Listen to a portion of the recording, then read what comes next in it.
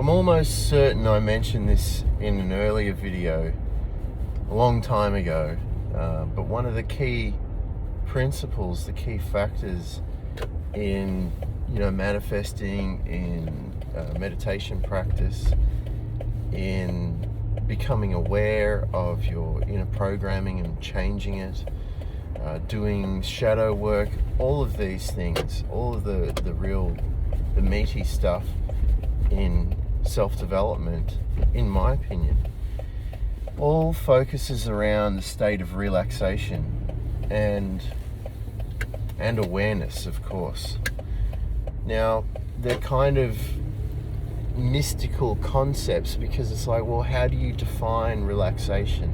How do you define awareness? What is it? How do you practice something like that? Because typically when I say, relaxation is a skill, you need to practice it in order to develop your extrasensory perception, people will be like, okay, so I just sit still and do nothing and think of nothing. And it's like, yeah, that's not going to work. Anyone who doesn't like sitting still and sits still, and anyone who's a thinker tries to stop thinking, you're going to just unleash the hordes of monkeys in your mind, and they're going to start to,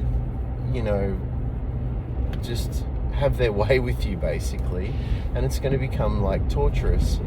So relaxation is a real skill. It needs to be cultivated over time, and one of the best exercises, concepts for exercises you can make up for yourself, is the tension relaxation technique, where this was actually introduced to me through learning Systema in Melbourne at the Systema class in Melbourne, in the Brunswick area. And it was a warm-up exercise before we got into any scenario training, any striking, any grappling, or anything like that, strike absorption. We would lie on the ground, start breathing deeply, not forcing the breath, but just allowing the breath to deepen over time through focused awareness of deepening the breath. And then on the in-breath or the out-breath, whichever you prefer, and we'd switch this backwards and forwards. So let's start on the in-breath. As you breathe in, you would start to tense the whole body, from your fists right to the top of your head, right down to your toes, to the tip of your nose, and also, especially your glutes, right? You tense up your whole body.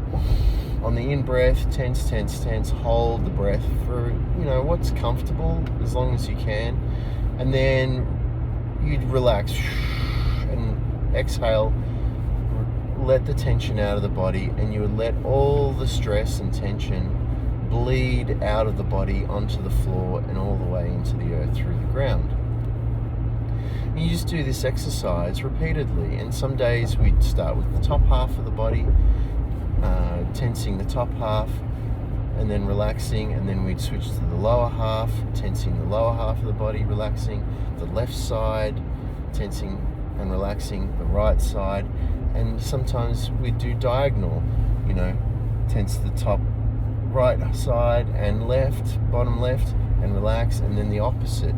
And this allowed you to start to coordinate and to really hone in physically, tangibly, on how to relax your body. And of course, if you're relaxing your body, then you're going to start to relax your mind, and also your emotions are going to start to relax. So one thing Tony Robbins says is, or used to say, is if you want to change your state, change your physiology, right? And what they discovered through,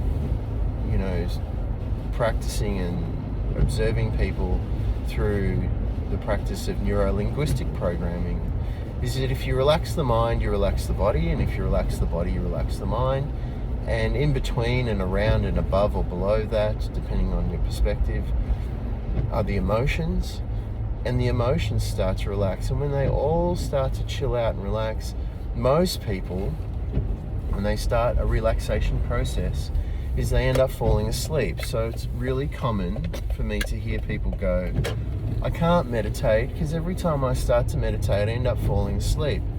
Okay, that's good. It means you are relaxing, right? Because if you're so relaxed that you fall asleep, then maybe you need the sleep. First of all, it's kind of like if you're doing physical activity and you get sore, it's kind of like, falling asleep is like the soreness of relaxation, okay?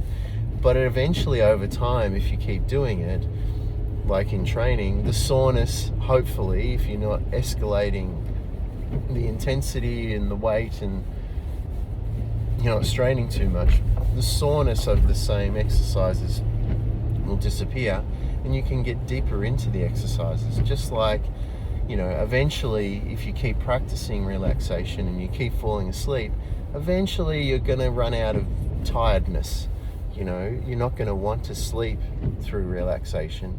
And then you can start to slip into other states, altered states, states like alpha state, theta state, delta, and gamma. And in these different brainwave states, this is when all the magic can start to happen, like lucid dreaming. Lucid dreaming is very closely, in my opinion, related to manifesting. It is when the mind ceases to distinguish the difference, or the boundary between the waking state and the dreaming state seems to sort of dissolve and meld and mesh. And the mind starts to believe in possibilities that it didn't believe in before because of its experience in the lucid state. So for example, if you're lucidly dreaming and you're dreaming that you can fly, for example, everyone wants to have flying dreams while they're lucid. Let's start there as an example.